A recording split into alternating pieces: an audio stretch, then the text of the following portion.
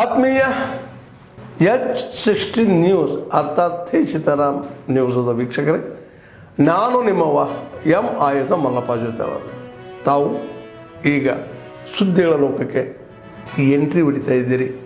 ಈ ಸುದ್ದಿಗಳನ್ನು ಪ್ರತಿಯೊಂದು ನೋಡೋ ಜೊತೆಗೆ ನಿಮ್ಮ ಅಭಿಪ್ರಾಯಗಳನ್ನು ಹಚ್ತಾ ಇರ್ರಿ. ಯಾಕಂದರೆ ಈ ಸುದ್ದಿಗಳು ನಿಮಗಾಗಿ, ನಿಮ್ಮ ಬದುಕಿಗಾಗಿ, ನಿಮ್ಮ ವೈಚಾರಿಕೆಗಾಗಿ, ನಿಮ್ಮ ತಿಳುವಳಿಕೆಗಾಗಿ ಅನ್ನೋದು ನಿಮಗೂ ಗೊತ್ತು.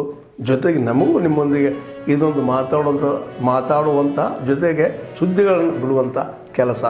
ಈ ಕೆಲಸದಲ್ಲಿ ನಾವು ನಿಮ್ಮೊಂದಿಗಿದ್ದೀವಿ ಅಂತ ಹೇಳ್ತಾ ನೋಡ್ತಾ ಇರಿ ಸುದ್ದಿಗಳನ್ನು. आपके माध्यम से माननीय मंत्री जी,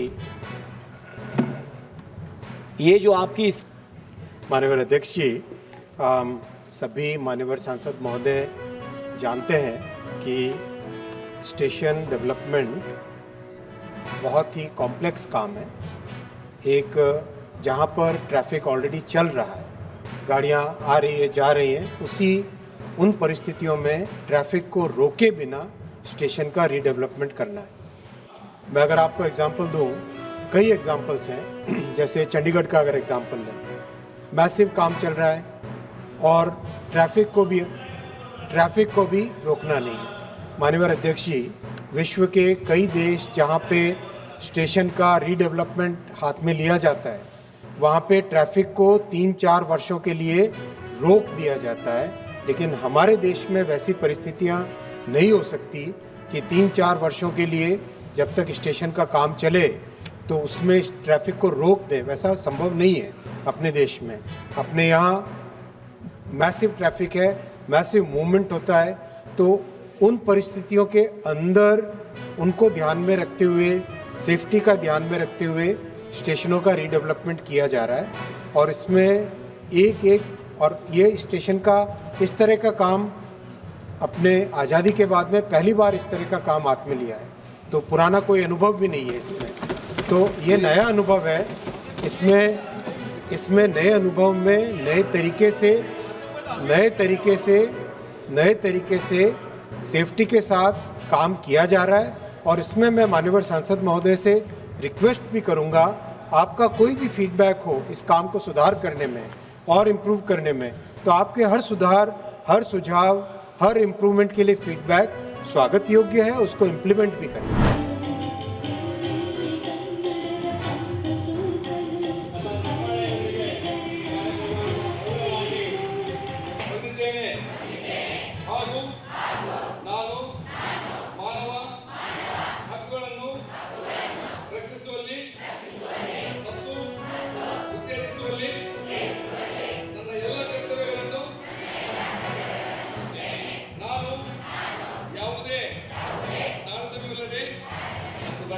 ಮಾನವ ಹಕ್ಕುಗಳು ದಿನಾಚರಣೆ ಕಾರ್ಯಕ್ರಮವಾಗಿ ಒಂದು ಕೂಡ ಮಾನವ ಹಕ್ಕುಗಳ ಉಲ್ಲಂಘನೆ ಆಗೇ ಆಗ್ತದೆ. ಅದು ಮಕ್ಕಳ ಮೇಲಿನ ದೌರ್ಜನ್ಯ ಇರಬಹುದು, ಮಹಿಳೆಯರ ಮೇಲಿನ ದೌರ್ಜನ್ಯ ಇರಬಹುದು, ರೈತರ ಮೇಲೆ ಇರಬಹುದು, ಅಥವಾ ಇವನ್ ಸಮಟೈಮ್ಸ್ ಬಾಲಕರ ಮೇಲೆ ಕೂಡ ಇರಬಹುದು. ಅವುಗಳಿಗೆ ಸಾಕಷ್ಟು ಕಾನೂನುಗಳನ್ನು ನಮ್ಮ ಸಂಸತ್ತು ಮತ್ತು ವಿಧಾನ ಮಂಡಲ ತೆಗೆದುಕೊಂಡು ಬಂದಿದೆ, ಸರ್ಕಾರ ತೆಗೆದುಕೊಂಡು ಬಂದಿದೆ. ಬಟ್ ಅದರ ಅನುಷ್ಠಾನದಲ್ಲಿ ಇನ್ನೂ ಕೆಲವು ಲೋಪಗಳಿದ್ದಾವೆ. ಅದರ ಬಗ್ಗೆ ಅರಿವು ಇನ್ನೂ ಹೆಚ್ಚಿನ ಮೂಡಿಸುವ ಅವಶ್ಯಕತೆ ಇದೆ. 24 hours ಅಲ್ಲಿ ಪ್ರೊಡ್ಯೂಸ್ ಮಾಡಬೇಕು, ಇಲ್ಲಾಂದ್ರೆ ವೈಲೇಷನ್ ಆಗುತ್ತೆ. ಹೆಣ್ಮಕ್ಳಿಗೆ ಆಫ್ಟರ್ 6 o'clock ನಾವು ಸ್ಟೇಷನ್ ಕರೋಂಗಿಲ್ಲ, that is again a violation. So ಇವೆಲ್ಲ ಮತ್ತು ನಿಮಗೆ ಗೊತ್ತಿರಬೇಕು, you should be aware what is the human rights violation ಅಂತ. ಆರ್ಟಿಕಲ್ಗಳು ಈಗ ನಮ್ಮ ಪ್ರೊಡ್ಯೂಸರ್ ಡೀಟೇಲ್ ಆಗಿ ಎಲ್ಲ ಆರ್ಟಿಕಲ್ಸ್ ಬಗ್ಗೆ ಹೇಳಿದ್ದಾರೆ. Those are the gist of the constitution. ನಿಮ್ಗೆ ಹ್ಯೂಮನ್ ವೈಲೇಷನ್ ಬಗ್ಗೆ ಏನು ಆದ್ರೆ ಎಲ್ಲಿ ಅಪ್ರೋಚ್ ಮಾಡಬೇಕು ಅನ್ನೋದು ನೀಟಾಗಿ ಹೇಳ್ಕೊಡ್ಬೋದು ನಮಗೆ. ನಮ್ಮ ದೇಶದಲ್ಲಿ ಸಾಕಷ್ಟು ಕಾನೂನುಗಳ ರಚನೆ ಆಗಿದ್ದರೂ ಸಹ ಮಾನವರನ್ನಾಗಿ ಕಾಣಿ ಅಂತ ನಮ್ಮ ಸಂವಿಧಾನ ಸಾರಿ ಹೇಳಿದ್ರು ಸಹ ಇಂದಿನ ಜನ ಅದರ ಕಡೆ ಇನ್ನೂ ಲಕ್ಷ್ಯ ಆಗ್ತಾ ಇಲ್ಲ. ಸಾಕಷ್ಟು ಕಾನೂನಿನ ಉಲ್ಲಂಘನೆಗಳನ್ನು ಆಗ್ತಾ ಇದ್ದಾವು. ಅವುಗಳ ಕುರಿತು ಹಳ್ಳಿಗಳಲ್ಲಿ ಪ್ರತಿ ಮನೆಗಳಿಗೆ ಈ ಕುರಿತು ಜಾಗೃತಿಯನ್ನು ಕೈಗೊಳ್ಳುವಂಥ ಕಾರ್ಯಗಳನ್ನು ನೀವುಗಳೆಲ್ಲ ಮಾಡಬೇಕಾಗಿದೆ ಅಂತ ಈ ಮೂಲಕ ತಿಳಿಸ್ತೀವಿ.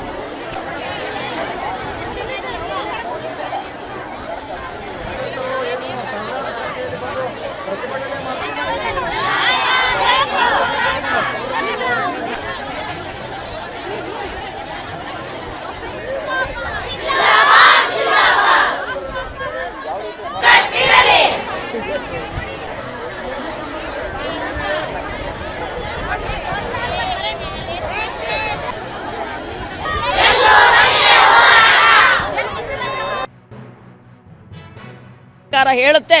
ಈ ವಿಷಯದಲ್ಲಿ ನಮಗೆ ಯಾಕೆ ನುಡಿದಂತ ನಡೀತಾ ಇಲ್ಲ? ನೀವು ಹೆಣ್ಮಕ್ಳ ಪರ ಅಂತ ಹೇಳ್ತೀರಿ, ಯಾಕೆ ನಾವು ಹೆಣ್ಮಕ್ಳಲ್ವಾ? ಈ ಎಲ್ಲ ವಿಷಯಗಳನ್ನ ಮುಖ್ಯಮಂತ್ರಿಗಳ ಮುಂದೆ ನಾವು ಪ್ರಶ್ನೆ ಮಾಡ್ತಾನೆ ನಮಗೆ ಕೊಟ್ಟಿರೋಂಥ ಮಾತನ್ನು ಉಳಿಸ್ಕೊಂಡು ನುಡಿದಂತೆ ನಡೆದು ತೋರಿಸಿ ಅಂತೇಳಿ ನಾನು ಈ ಮೂಲಕ ಸರ್ಕಾರಕ್ಕೆ ಒತ್ತಾಯಿಸ್ತಾ ಇದ್ದೀನಿ. ಇವತ್ತು ಏನು ನಾವು ಬೇಡಿಕೆ ಇವತ್ತು ಹೋರಾಟ ಮಾಡ್ತಾ ಇದ್ದೀವಿ, ಇದು ಕೇವಲ ಸಾಂಕೇತಿಕ, ಇದು ಕೂಡಲೇ ಆಗಬೇಕು ಅನ್ನೋದು ನಮ್ಮ ಆಗ್ರಹ ಆಗಿದೆ. ಹಲವಾರು ಬಹುದಿನಗಳ ಬೇಡಿಕೆ ಕೂಡ ಈಡೇರಿಸಬೇಕಂತ ನಾವು ಕೇಳ್ಕೊತಾ ಇದ್ದೀವಿ. ಇವರೆಲ್ಲರ ಸಹಯೋಗದೊಂದಿಗೆ ಈ ಕಾರ್ಯಕ್ರಮ ನೆರವೇರಿಸಿದೆ.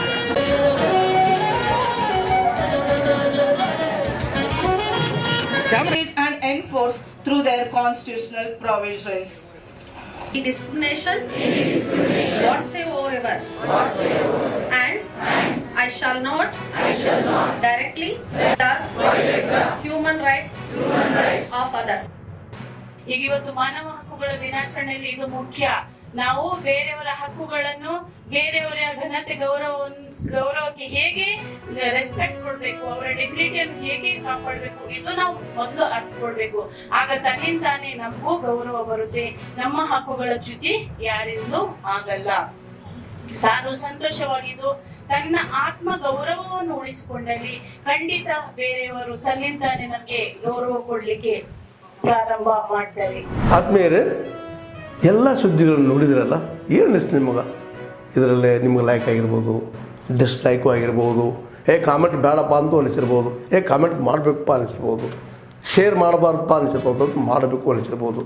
ಏನಾದರೂ ಆಗಲಿ ಶೇರ್ ಮಾಡ್ತಾಯಿರಿ, ಈ ನ್ಯೂಸ್ಗಳನ್ನ ಹಂಚ್ತಾ ಇರಿ, ಜೊತೆಗೆ ಇದಕ್ಕೆ ಸಬ್ಸ್ಕ್ರೈಬ್ ಆಗ್ತಾಯಿರಿ ಅಂತ ಹೇಳ್ತಾ H16 ನ್ಯೂಸ್ ಅರ್ಥಾತ್ ಹೇ ಸೀತಾರಾಮ್, ಇದು ಸತ್ಯದ ಕೈಗೆ ನಡಿ. ವಂದನೆಗಳು.